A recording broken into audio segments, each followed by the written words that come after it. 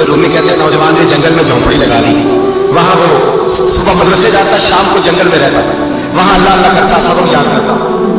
ایک دن بادشاہ کی بیٹی رستہ بھول گئی، جنگل میں آئی سہیلیوں کے ساتھ، باڈی گارڈ بھی ساتھ ہے، پر رستہ بھول گئی۔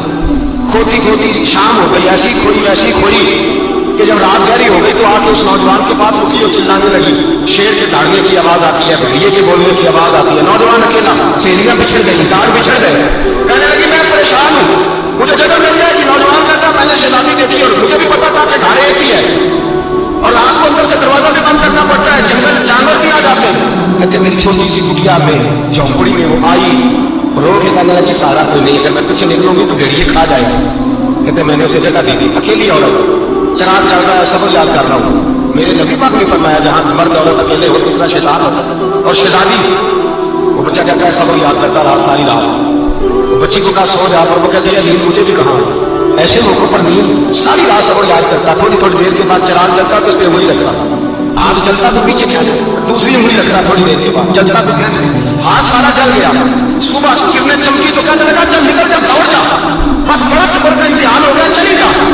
شہزادی بات نکلی، سپاہی ڈھونڈ رہے تھے، بادشاہ خود جنگل میں نکلا ہوا تھا، میری بیٹی مل گئی۔ بادشاہ کڑھائی میں جانے کہنے لگا بیٹا میں دنیا کو بتاؤں گا کہ میری بیٹی کھوئی نہیں تھی، سپاہی ساتھ ہی تھی۔ یہ بڑا مشکل ہوتا ہے، بیٹی تو بھول کے بھی رات نہیں رہ پڑے تو لوگ جینے نہیں دیتے، تو بیٹا مشکل ہو جائے گا میرے لیے۔ کہاں تھی؟ اس نے کہا نیک نوجوان کے پاس۔ اس نے کہا بیٹا میں تو تیری بات مانوں گا پر دنیا نہیں مانے گی۔ اگر اس نوجوان نے کسی کو بتا دیا کہ تو اس کے پاس تھی تو پھر لوگ میرا جینا محال کر دیں گے، بیٹا میں مر جاؤں گا، میری مجبوری یہ ہے کہ وہ کہیں راز نہ اگل دے وہ نوجوان، اسے قتل کرنا پڑے گا۔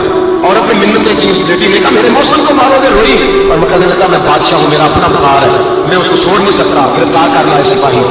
وقت طے ہو گیا سزا کا، اکیلے کال کوٹری میں رکھا گیا، جو اس کے خاص اتوار والے تھے ان کی ڈیوٹی لگائی۔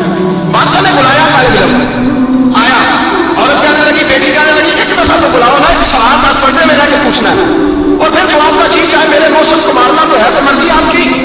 سامنے کھڑا کیا، نوجوان پردے کے پیچھے عورت کھڑی ہو گئی، بادشاہ بیچ بیٹھ گیا۔ بی بی کہنے لگی ساری رات بیدار میں بھی رہی، سویا تو بھی نہیں، وہ جو تو چراغ کے قریب ہاتھ لگا کے جلاتا تھا وہ سمجھ نہیں آئی۔ نوجوان رو پڑا، کہنے لگا کیا کروں، میں نے رسول اللہ کا دین پڑھا ہے، کیا کروں، میں نے حضور کا دین پڑھا ہے، میں نے پڑھا ہے کہ زانی کو سب سے نیچے دوزخ کے سب سے نچلے درجے میں جلایا جائے، اسے جہنمیوں کا پیٹ پر روشہ پلایا جائے، گند کھلایا جائے، یہ روایتیں پڑھی ہوئی تھی۔ تھوڑی تھوڑی دیر کے بعد شیطان مجھے کہتا تھا بدکاری کر لے، میں اپنا ہاتھ اسی وقت جب شیطان مشورہ دیتا تو میں آگ پہ کرتا، میں کہتا اگر یہ برداشت ہو گئی تو وہ بھی ہو جائے، جب ہاتھ جلتا تو میں سمجھ جاتا نہیں تجھ سے تو یہ نہیں برداشت ہوتی تو وہ کیسے ہو۔